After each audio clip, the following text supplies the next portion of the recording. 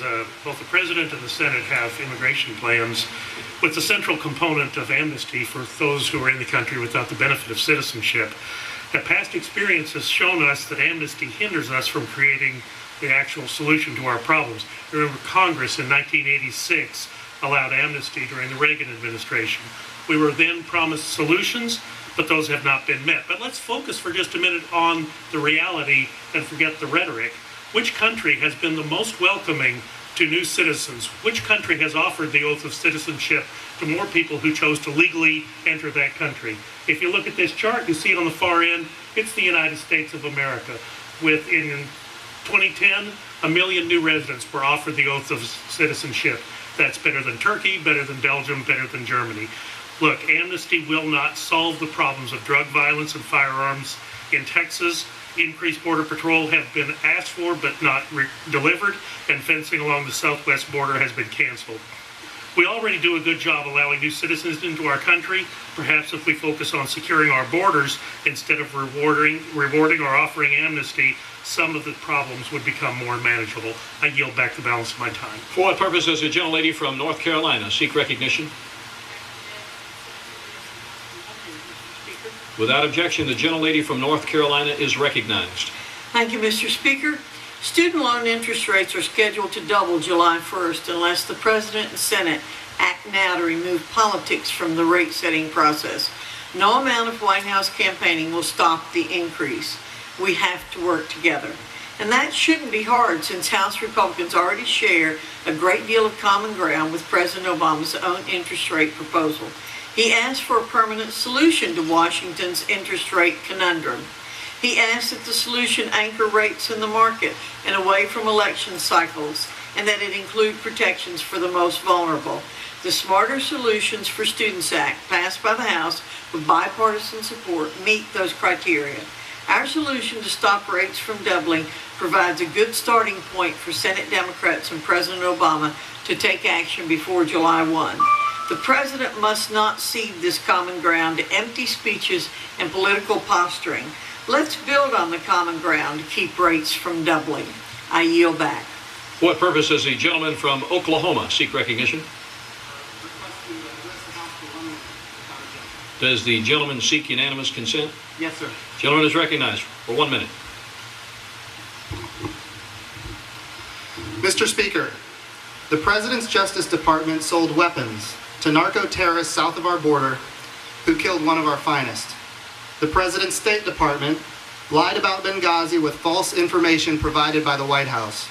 The President's Attorney General authorized spying on a Fox News journalist and his family for reporting on a North Korean nuclear test. The President's Justice Department confiscated phone records of the Associated Press because they reported on a thwarted terrorist attack. The President's Treasury Department uses the IRS to target political opposition. The President's Health and Human Services Secretary pressures the insurance companies she is supposed to regulate to promote Obamacare, which is the same law she uses to force citizens to pay for abortion-inducing drugs against their religious liberties. Mr. Speaker, the President's dishonesty, incompetence, vengefulness, and lack of moral compass lead many to suggest that he is not fit to lead. The only problem is that his Vice President is equally unfit and even more embarrassing. Chair advises its members to refrain from using improper references to the President.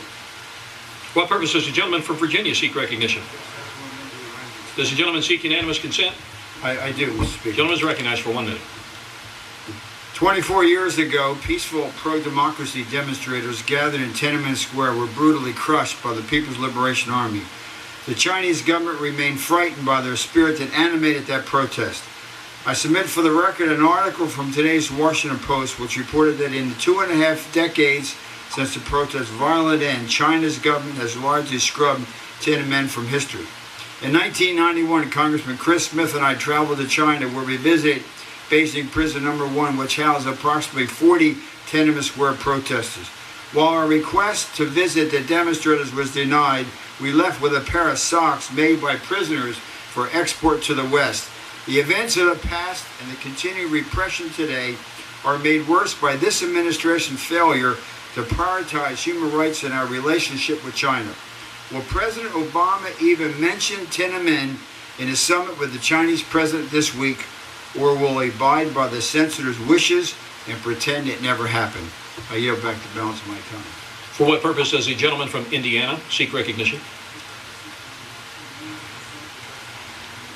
Without objection, the gentleman from Indiana is recognized. Thank you.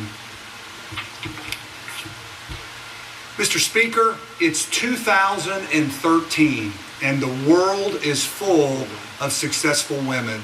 Women like my mother, who raised her 2 sons on her own, working at the Delta Faucet factory in Greensburg. Some women like my wife, a successful full-time lawyer and a successful full-time mother. She balances career with family and still finds time to celebrate good report cards, birthday parties, and family vacations. Last week, a national debate broke out over reports that 4 out of 10 households now have women as the lead breadwinner. I live in and grew up in 2 such households. Strong women are central to today's family, and that is a good thing. I look forward to a time when statistics about the success of women are no longer newsworthy. I yield back. Thank you. The chair lays before the House a communication. The Honorable the Speaker, House of Representatives, Sir.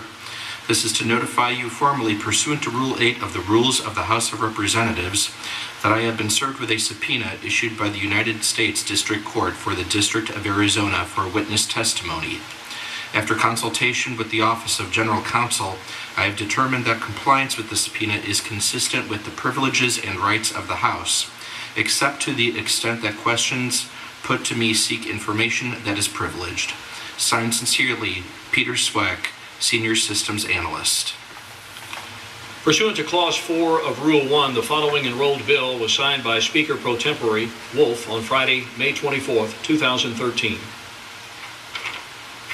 H.R. 258, to amend Title 18 United States Code with respect to fraudulent representations about having received military decorations or medals.